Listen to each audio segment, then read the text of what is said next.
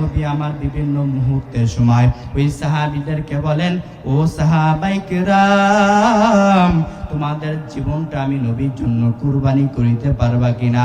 তখন সাহাবায়ে কেরাম ডাক দেয়া বলে, ও পয়গম্বর, ফিদাকা নাফসি ইয়া রাসূলুল্লাহ, ও পয়গম্বর, আমার জীবনটা আপনার জন্য কুরবানি করিতে পারবো, অসুবিধা নাই, অসুবিধা নাই।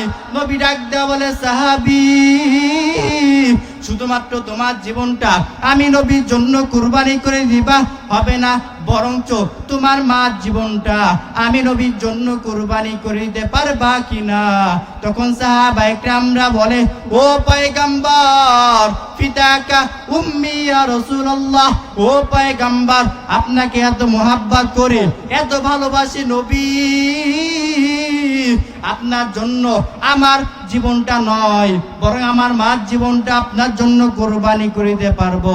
শুধু তাই না, ও পয়গম্বর, ফিদাকা আবি ইয়া রাসূলুল্লাহ, ও পয়গম্বর, আপনার জন্য আমার বাবার জীবনটা কুরবানি করতে পারবো, কোনো অসুবিধা নাই।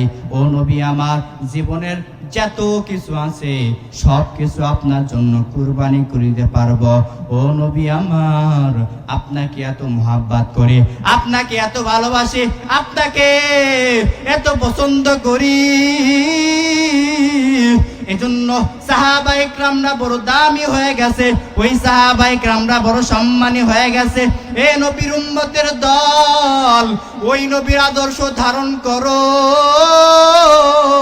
ওই নবীর আদর্শ ধারণ করতে পারলে বান্দা দুনিয়াতে ঠকবা না, ঠকবা না, ঠকবা না। ও নবীর উম্মতের দল, বাংলাদেশের দিকে তাকায় দেখো, বাংলাদেশের মধ্যে এত বড় বড় আলেমরা এত সম্মান পায় কেন? বলে নবীর আদর্শ ধারণ করেছে, নবীর আখলাকে চরিত্রবান হয়েছে, এজন্য মানুষরা তাকে মোহাব্বত করে, এজন্য মানুষরা তাকে ভালোবাসে। হে নবীর উম্মতের দল, নবীর আদর্শ ধারণ করো।